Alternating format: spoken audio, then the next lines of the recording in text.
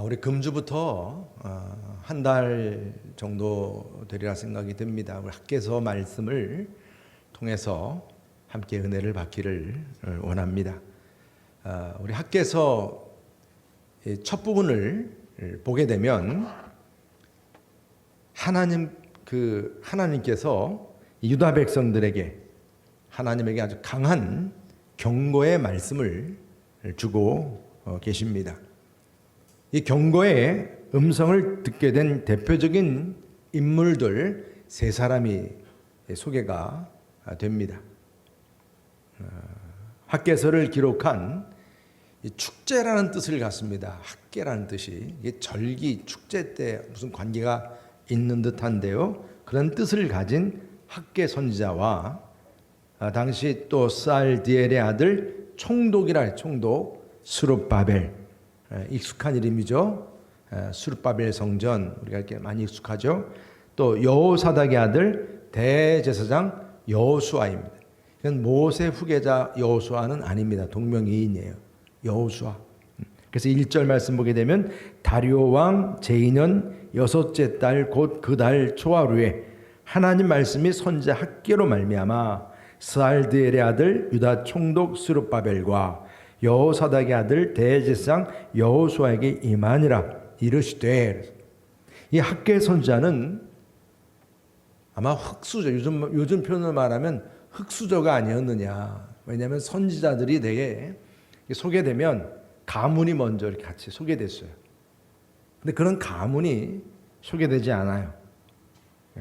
그렇지만 그의 메시지는 불과 두 장에 불과하지만 많은 지도층 그 이스라엘 백성들에게 큰 영향을 끼쳤다 이렇게 볼 수가 있습니다.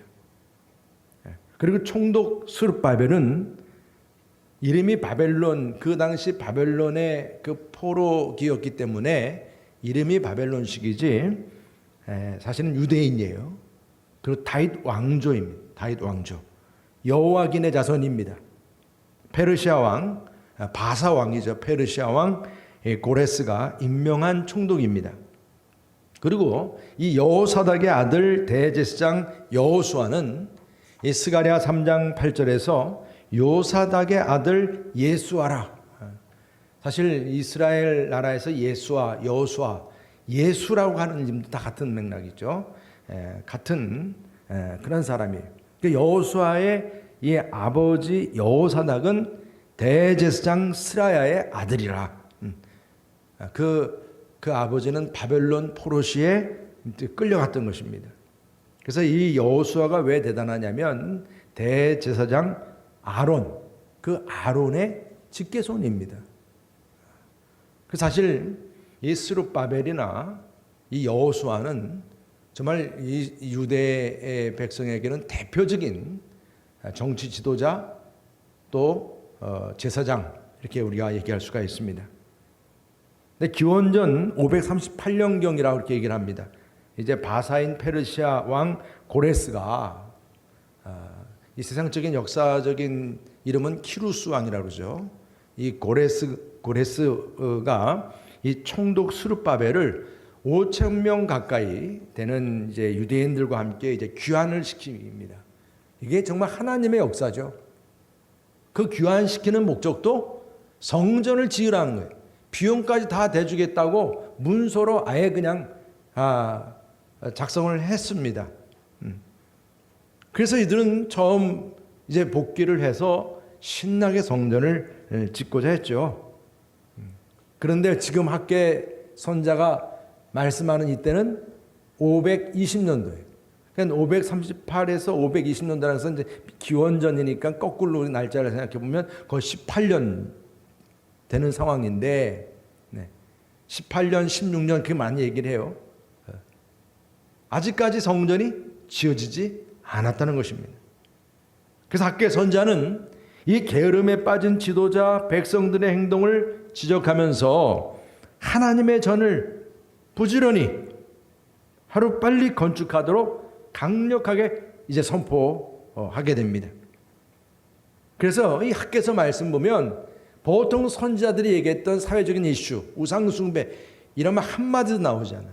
그냥 오로지 성전 재건을 위해서 유다 백성들의 마음에 큰 감동을 불러일으키는 그런 말씀으로서 이 성전을 재건하게 합니다. 학개 선지자는 이 성전 건축을 포기하며 살아가고 있는 유다 백성들에게 정말 짧고 굵게 하나님의 경고의 말씀을 선포합니다. 이 학개 선지자는 어떤 경고의 말씀을 선포하였습니까? 우리 5절 말씀 다 같이 함께 읽어보겠습니다. 5절 말씀 시작. 그러므로 이제 만군의 여호와가 이같이 말하노니 너희는 너희 행위를 살필지니라. 너희는 너희 행위를 살필지니라. 이 말씀을 주시는 겁니다.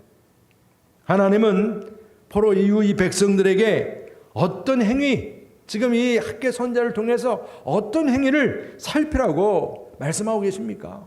어떤 행위를? 그 첫 번째가 이 백성들은 성전 짓기를 게을리했다는 것입니다. 2절 말씀 보게 되면 만군의 여호와가 이같이 말하 이르노라 이 백성이 말하기를 여호와의 전을 건축할 시기가 이르지 아니하였다 하느니라. 지금 이스라엘 이 백성들이 성전을 지으라고 유대 땅으로 다시 돌려보냈더니 성전을 짓지 못했어요. 아직 그러면서 또 성전을 지을 때가 아니라 말합니다. 이 페르시아 왕 고레스는 분명히 이 유대인들을 해방시키면서 성전을 지으라고 말입니다. 말 그대로 물질적인까지 약속해 주었는데 그렇게 처음에는 신나서 성전을 짓더니 지금까지 짓지 못하고 있는 것입니다. 그러면서 변명을 하는 거예요.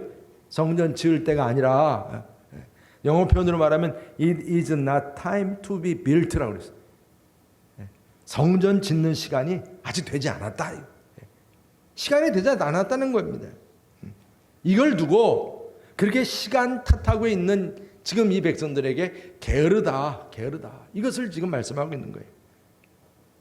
왜 이 성전을 짓는데 이렇게 게을러진 이유가 어디 있습니까? 여기에는 물론 이들이 이제 고향으로 복귀했을 때 다 폐허가 된 땅에서 살기란 쉽지 않았겠죠. 그래서 힘들었을 거예요. 경제적인 궁핍과 지속적인 고난이 주어졌을 것이고, 그러니까 이 성전 건축에 대해서 힘들어하면서 나중에는 이것이 나태해져 버린 것이죠. 그리고 아직도 완전한 독립이 되지 않았지 않느냐. 자기들이 지금 돌아왔지만 아직은 바벨론 그 바사 그 페르시아의 속국으로 있는 상황이기 때문에 아직도 지금 우리는 완전한 해방이 안 된 거 아니냐. 이 당시 한 70년으로 계산했을 때 한 60, 70 그 사이에 지금 돌아온 거라 생각이 되기 때문에 아직 아니라는 거죠. 그런 핑계도 지금 대고 있는 거예요. 이것이 하나의 그 말 그대로 자기들이 지금 성전을 짓지 않는 이유에 대한 그 변명을 하나 더 얹어 놓는 이야기죠. 근데 더 결정적인 이유가 있어요. 그것은 이들이 유대 땅으로 돌아가기 전에 이미 사마리아인들이 살고 있었습니다. 그런데 이 사마리아인들이 보니까 와서 뭐 건물을 막 지려고 그런다 이거예요. 그래서 이들은 우리도 같이 좀 도와주겠다 이렇게 얘기를 했더니 유대인들이 단호하게 거절하죠. 말 그대로 사마리아인들은 잡족인데 너희들이 같이 하면 이것은 불길하다는 거예요. 사실 사마리아인 입장에서는 좀 화가 났겠죠. 그러면 뭔가를 저들이 지금 으쌰으쌰하고 있는 것이 싫었겠죠. 아니 지금 자기들이 여기 사마리아 땅에 이 유대 땅을 지금까지는 누구 방해받지 않고 지금까지 살아왔는데 와서 저들이 지금 뭘 짓는다고 그러니까, 그래서 이들이 꾀를 쓴 것이 무엇입니까? 고소문을 만듭니다. 에스라서 4장 10절의 말씀은 이렇게 말씀합니다. 왕에게 아뢰나이다. 이 당시의 왕은 이제 고레스 다음 아닥사스다예요. 그 왕에게 고소문을 이제 보낸 거예요. 왕에게 아뢰나이다. 당신에게서 우리에게로 올라온 유다 사람들이 예루살렘에 이르러 이 폐역하고 악한 성읍을 건축하는데 이미 그 기초를 수축하고 성곽을 건축하오니 그랬어요.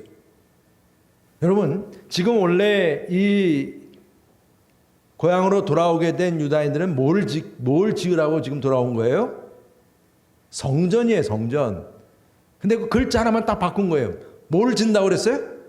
성곽을 짓는다는 거예요. 이건 벌써 아다르고 어다른 거예요.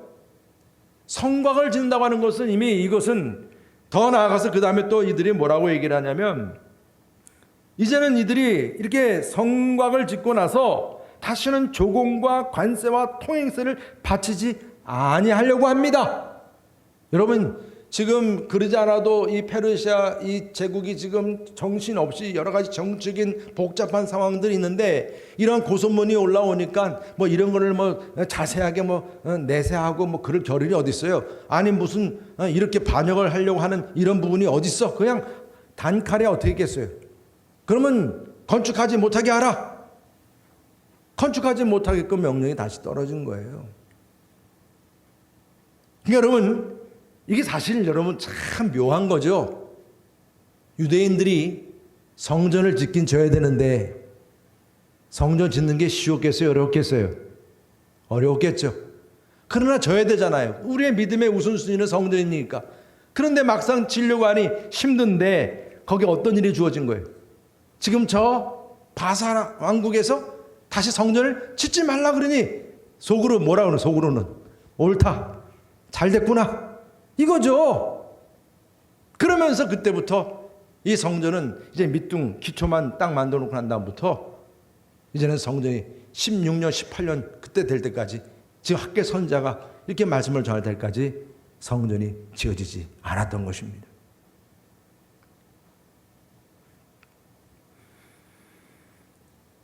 이 지금 오늘 이 학계 선자가 유다 백성들이 성전을 짓기를 지금 하고 짓지 않고 있는 상황에 대해서 그냥 단순히 아직 지을 시간이 안 됐다라고 하는 그런 어떤 외부적인 요인, 이 외부적인 요인보다는 지금 학계 선자가 지적하고 있는 것은 내부적으로 이들이 지금 게을러져 있는 모습을 두고 지적하고 있는 것입니다.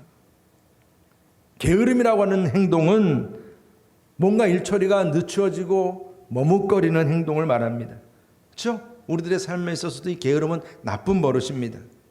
그래서 성경에서도 잠언에서 참 많이 나오죠. 게으른 자에 대해서 미련하고 무지하고 무능력하고 크게 탕진하는 자라 그랬어요. 문에 돌쪽이 같은 자라 그랬어요. 그냥 왔다 갔다만 하는 침상에서 뒹구르는 게으름, 이것은 죄라 죄. 이렇게 잠언서는 얘기했어요. 항상 핑계거리를 만들고 해야 할 사명을 게으리 한다는 것이죠. 지금 이스라엘 백성들이 성전을 짓도록 하나님께서 그렇게 특별한 기회를 주었는데도 불구하고 게으름을 피우고 핑계를 대면서 성전 짓기를 계속 미루고 있었다는 거예요. 그래서 학개 선지자는 성전 짓기를 게을리하는 유다인들에게 자신의 행위를 살피라 말씀을 준 것입니다.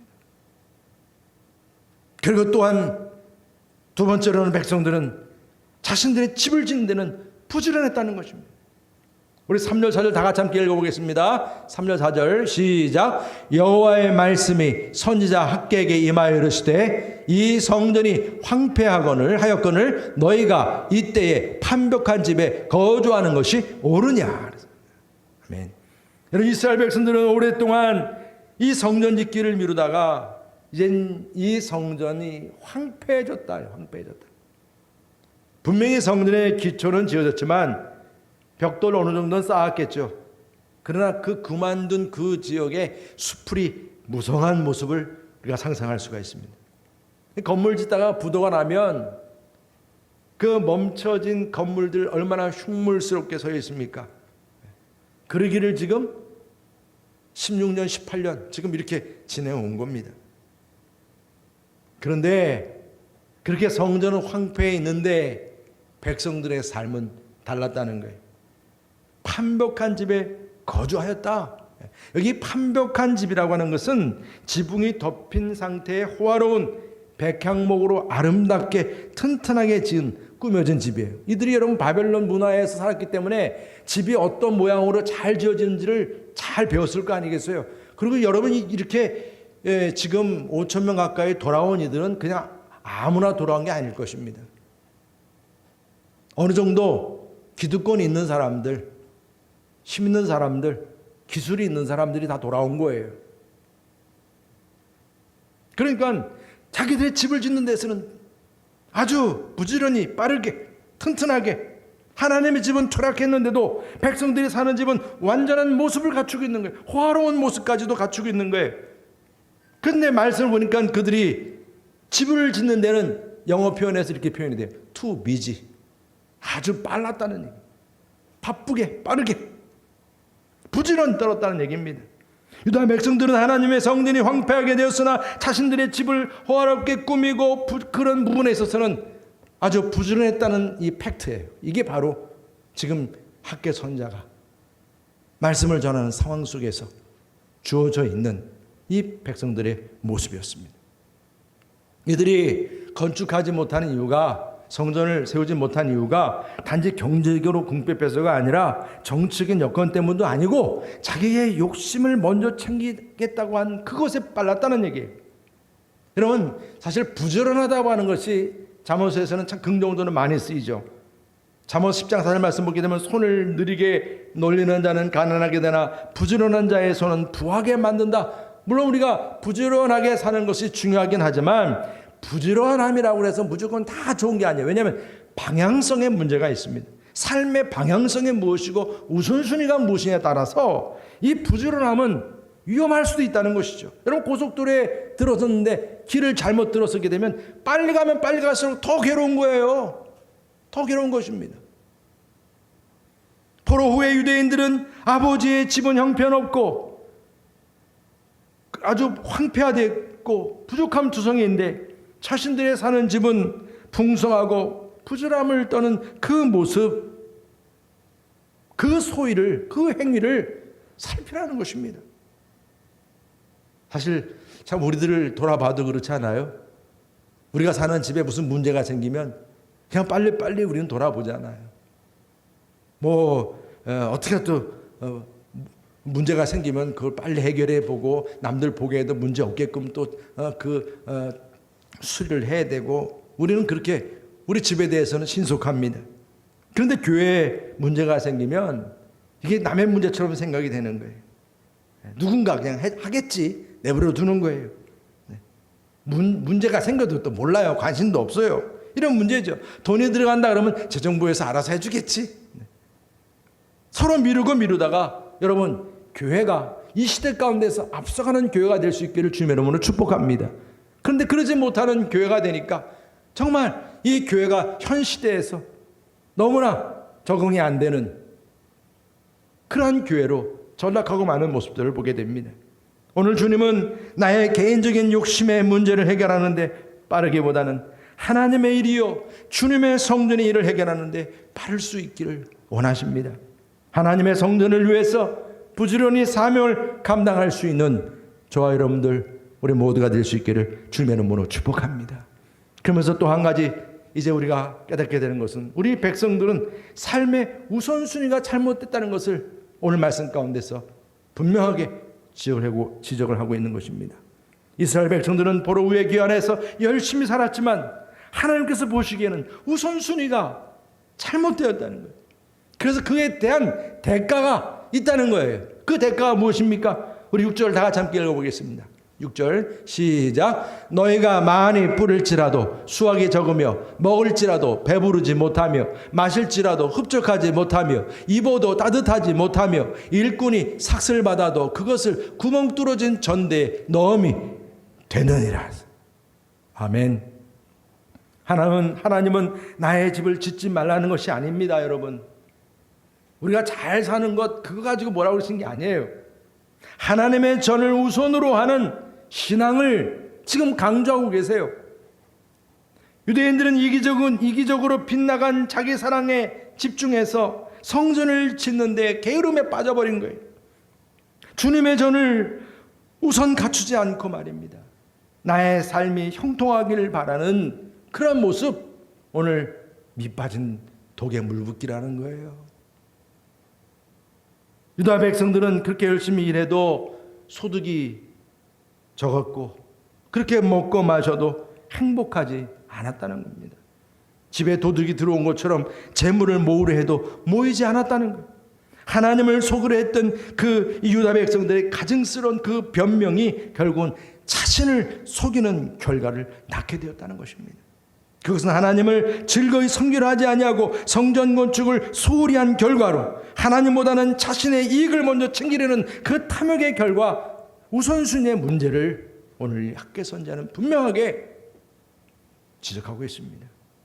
여러분, 우리의 삶의 온전한 행복은 주님의 전을 먼저 세우고 먼저 그의 나라와 그의 의를 구할 때 주어짐을 믿으시기를 바랍니다. 이것이 우리의 믿음의 관점 아니겠습니까? 하나님을 향한 삶을 상실했을 때 인생은 돌조기가 마치 왔다 갔다 하듯이 우리의 삶의 우선순위 목표가 상실됐을 때 시계추같이 그냥 그저 왔다 갔다 하는 인생밖에 안 된다는 얘기. 삶의 우선순위가 무너지면 구멍난 삶을 사는 것이요, 씨를 아무리 많이 뿌려도 수확이 적고 먹어도 배부르지 않고 마셔도 흡족하지 않고 입어도 따뜻하지 않다는 것입니다. 돈을 벌어도 구멍 뚫린 통장에 넣는 그런 경우입니다. 삶의 우선순위가 바로 설 수 있는 저와 여러분 우리 모두가 될 수 있기를 축복합니다. 그래서 하나님은 이 우선순위가 잘못되어 있는 신앙인들에게 어떤 태도를 오늘 말씀 가운데 요구하고 있습니까? 나 자신의 잘못된 게으름을 살피자는 겁니다. 게으름, 여러분 이 게으름이라고 하는 이 단어는요, 단순히 그냥 나태한 성품만을 얘기하는 게 아니라 우리 안에 이 빗나간 육체적인 정욕을 우리가 깨닫게 해야 돼요. 다 그게 연결되어 있어요. 그래서 게으름을 우리가 멈추지 않으면 우리의 영적인 게으름까지 이제 오게 돼 있어요. 그래서 우리가 감당해야 할 이 소금과 빛의 사명을 감당하지 못하게 합니다. 참 여러분, 사단이 그래서 우리를 끊임없이 유혹하는 것 중에 하나가 게으르게 하는 거예요. 게으르게 하고 핑계대게 하고 감당할 사명을 자꾸 뒤로 미루게 하고. 여러분, 코로나가 와서 우리는 교회 예배를 또 방해하죠. 코로나 때문에 교회 가지 못한다는 게으름과 핑계거리, 이거 만들면 안 됩니다. 여러분, 우리가 정말 코로나 때문인지 정말로 내가 교회 가기 싫어서 잘됐다 속으로 지금 그렇게 변하고 있는지 신앙의 행위를 바로 볼 수 있어야 한다는 거예요. 우리 여러분 교회 성도는 그런 분 없는 줄 믿습니다. 우리는 특별히 이제 비전센터를 세우는 사명을 감당하라고 주님 말씀하셨어요. 그렇죠? 이제는 디딤 설계업체 우리 결정까지 했고, 우리가 정말 적지 않은 이제 물질로 설계 도면을 이제 한 3주 정도면 다 만들어지게 됩니다. 이제부터 우리는 비전센터를 세우는 데 있어서 뜨겁게 기도하면서 함께 열심을 다해서 동참할 수 있는 우리 모두가 되시길 주님의 이름으로 축복합니다. 우리 안에 있는 게으름, 미루는 습성, 이제 다시금 엑셀을 밟아야 됩니다. 엑셀을 밟아야 합니다. 그리고 또 나 자신의 잘못된 부지런함을 살펴야 합니다. 제가 그랬죠? 잘못된 부지런함이 있어요. 이것은 뭐예요? 잘못된 방향으로의 부지런함입니다. 우리 일상생활의 삶에서 잘못된 부지런함을 떨다가 오히려 해가 되는 경우가 있습니다. 하나님의 성전은 황폐한데 나의 집은 반벽합니다. 주님의 성전은 형편없이 물이 새고 여러 가지 마이크도 문제가 있고 영상도 문제가 있고 막 교회들마다 항상 하는 얘기 아니겠어요? 화장실도 문제가 있고 다 그러지 않아요? 누가 청소해야 돼? 왜 이렇게 지저분해 그러지 않습니까? 그러나 비전센터를 위해서 우리가 물질로 헌신하고 헌금하고 하는 이런 일에 대해서 아직 타임이 아니야. 우리가 이렇게 지금 생각하고 있지는 않습니까?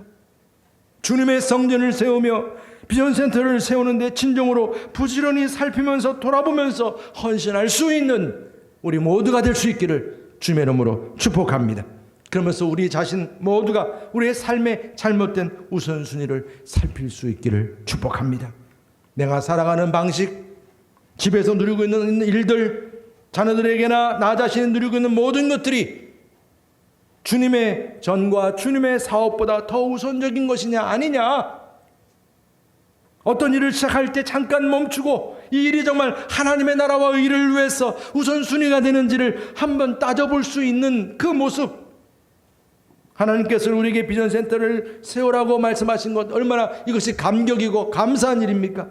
하나님께서 우리에게 큰 복을 주시기 위한 길을 열어주신 건데, 교회적으로나 우리 성도님들 앞으로 주님의 성전을 세우며 비전센터를 세우는 이 일을 위해서 우선순위를 세우고 함께 할 수 있는 우리 모두가 될 수 있기를 주님의 이름으로 축복합니다. 하루는 시간 관리하는 강사님이 학생들에게 퀴즈를 냈습니다.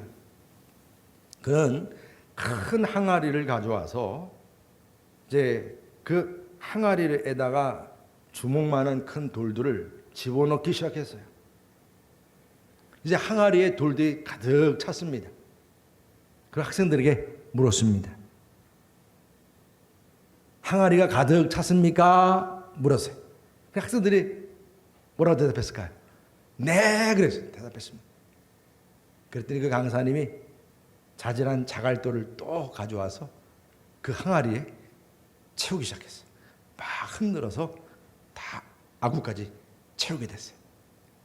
그 학생들이 다 찬 게 아니었잖아요. 그렇죠? 네. 또 자갈로 채우니까 또 채워지잖아요. 강사님 또 물었어요. 항아리가 다 찼습니까? 그러니까 학생들마다 다 고개를 갸우뚱거리면서 그러면서 이제 자신 없는 목소리로 네, 그렇습니다. 이렇게 대답을 했어요. 그러니까 또 강사님이 그 다음에는 뭐를 가져왔을까요? 모래를 가져왔어요. 모래를 가져와서 그 항아리에 또 붓기 시작했어요. 또 그 아구까지 다 찼습니다. 자, 여러분들 학생들 이제 항아리가 다 찼습니까? 그러니까 아이들이 다 고개를 갸우뚱하다 다 찼습니까? 질문했으니 글쎄요. 네. 그때 강사님이 물을 가져왔어요. 물을 가져와서 또 그 항아리에 붓기 시작했어요. 이 실험 이제 끝나고 항아리 다 찼습니까? 당연히 이제 내죠. 이 실험이 끝나고 나서 학생들에게 내가 왜 이런 실험을 했을까요? 이 질문을 했을 때 학생들마다 다 이런저런 느낀 얘기를 하기 시작했어요.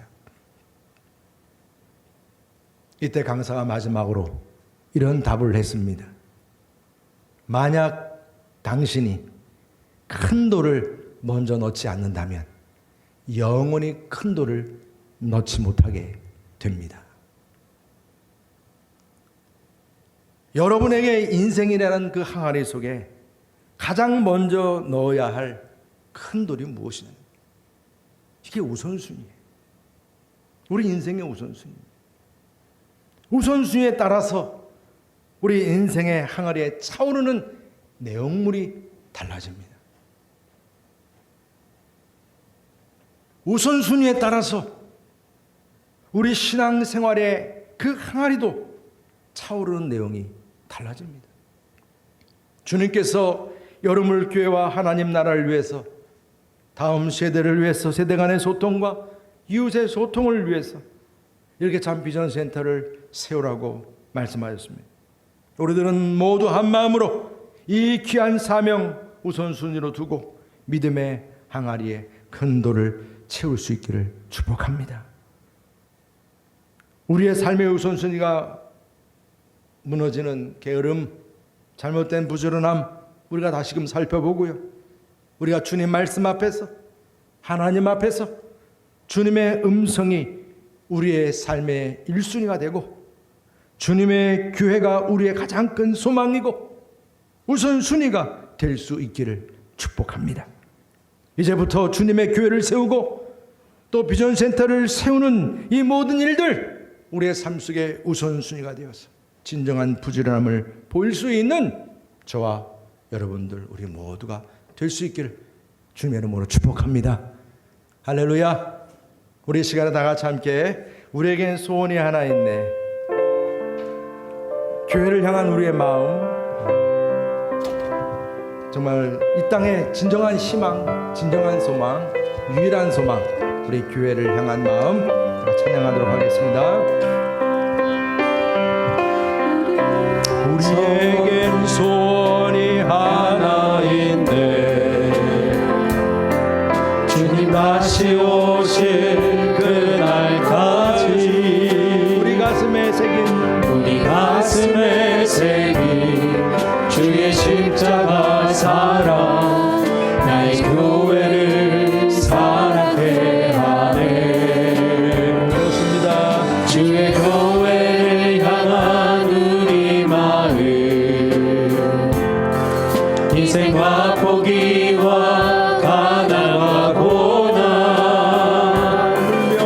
하물며 죽음조차 우리 막을 수 없네.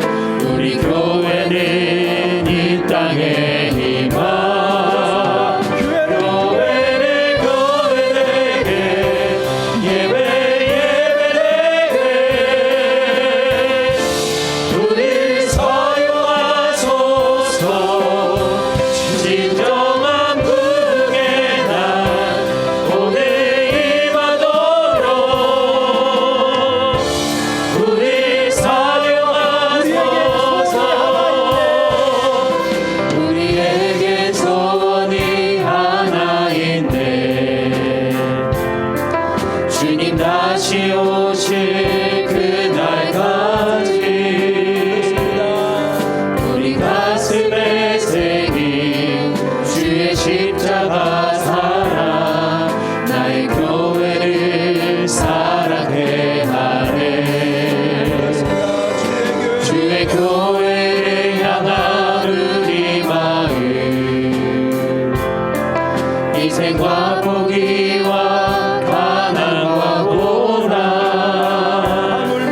하물며 죽음조차 우리 막을 수 없네. 우리 교회는 이 땅에 임하. 교회를 교회되게 예배 예배되게 우리 사용하소서. 진정한 부흥의 날 오늘 임하도록 우리 사용하소서. 교회를 교회되게 예배 예배되게 우리 사용하소서.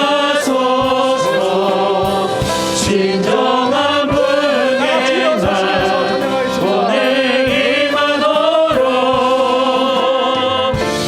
우리 사용하소서. 성령 안에 예배하리라. 자유의 마음으로 자유의 마음으로 사랑으로 사역하리라. 교회는 생명이니 교회를 교회되게 예배 예배되게 우리 사용하소서. 진정한 부흥의 날 오늘 임하도록 우리 사용하소서. 교회를 교회되게 예배 예배되게 우리 사용하소서. 진정한 부흥의 날 오늘 임하도록 우리 사용하소서. 학계 선자는 두 장에 불과하지만요, 선자 중에서 부흥사라고 그렇게 알려져 있어요. 부흥사입니다. 교회 부흥을 위해서. 정말 저는 여러분들 각 가정마다도 같이 함께 모여있는 여러분들의 그 자리가 교회를 부흥하게 하는 그런 자리가 되기를 축복합니다. 여러분들의 가정의 교회가 되기를 축복합니다. 또 우리 여러분 교회가 이처럼 귀한 사명 감당하는데 우리의 신앙생활의 우선순위가 바로 설 수 있기를 주의 이름으로 축복합니다.